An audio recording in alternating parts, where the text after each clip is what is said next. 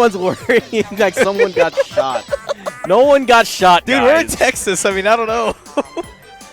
Oh man. Oh, we have a match. Believe it or not, we have ZekEsports, Cosmos, and Ryker. Damn. Ryker, I believe he took out Jutsu today. I believe so.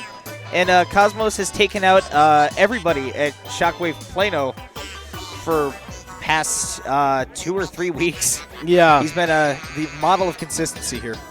And it's funny that he's the first guy he's one of those guys that showed up and then just out of nowhere started taking names. His first tournament. And there were a couple people that knew who he was because of the Anthrax Ladder. Right. And that's where he frequents a lot.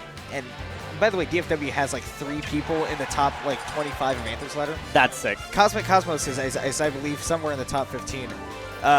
Came here with the Pikachu. He won 1. And then Corrin came out and just started dominating. He won Shockwave Grapevine last week. Placed second the week before that, I believe. He has been pretty ridiculous. But game 1. We're going to get into it. So let's talk a little bit about both these characters. Both of these characters got toned down this patch. Between Cloud has some changes on his charge, as well as his smash attacks, I believe. And his up air. And his up air. So overall, a little bit more toned down. But now we're also seeing a character like Corrin who's not as... I guess the way that I've heard people describe it is that the character isn't so much about the big hits, but instead more about the combo game. Yeah, the combo game and most certainly the spacing. She's got plenty of tools with that. And a lot of people expected that what some people regard as a mistake with being able to immediately do that side B with her by pressing B and A at the same time. Oh, that beautiful back air. That was sick. But this is a great example of the variety of ranges and threat zones that you have to be wary of against a character like Corrin. Because you have a lot of horizontal distance that can be covered, but you also have interesting things like the down B, which once it latches into the ground, the animation of her moving forward is invulnerable. So you can catch someone, bait them to press a button, and then you can go through it. But if you actually manage to catch them with the down B through them and, what's the term I'm looking for? Not poke, but impale them with it, then you can continue to follow up the combo. I can't believe we're playing Smash and we have to actually use the word impale. That's so metal. So, there it is. That was really good. I want to say that Ryker's not doing too bad of a job right now against a guy who's just been doing absolutely nutty things with Corrin. He's at 47%, but he's got some decent percent on Cosmic Cosmos. And for somebody that I personally haven't heard of, this is actually a pretty close match, all things considered. So Ryker is actually, he's known in Project Misdemeanor.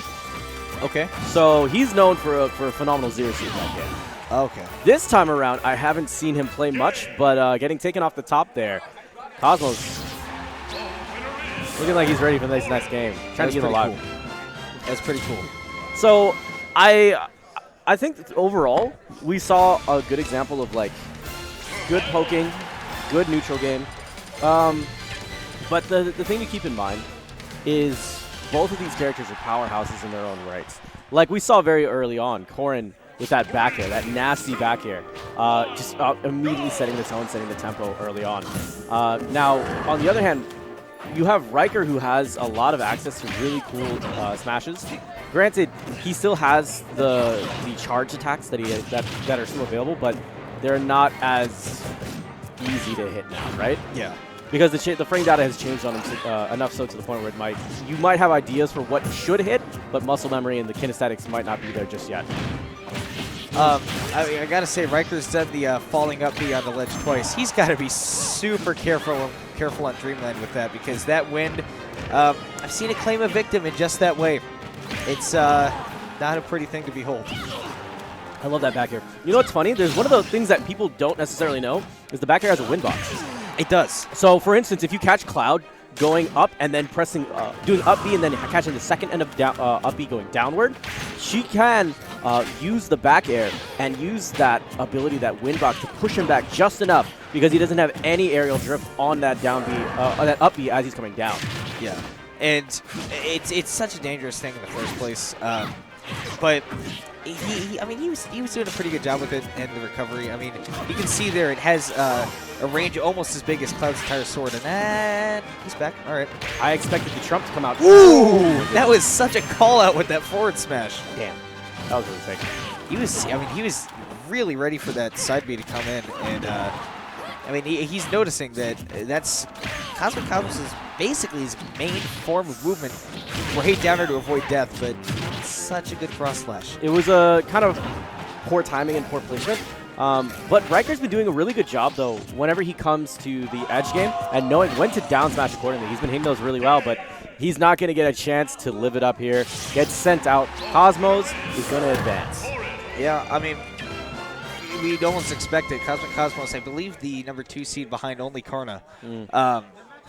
And it was, that was a pretty consistent match. I enjoyed watching Cosmic Cosmos do what he does and just not really let his opponent do anything, because if he misses that side B, it just goes away.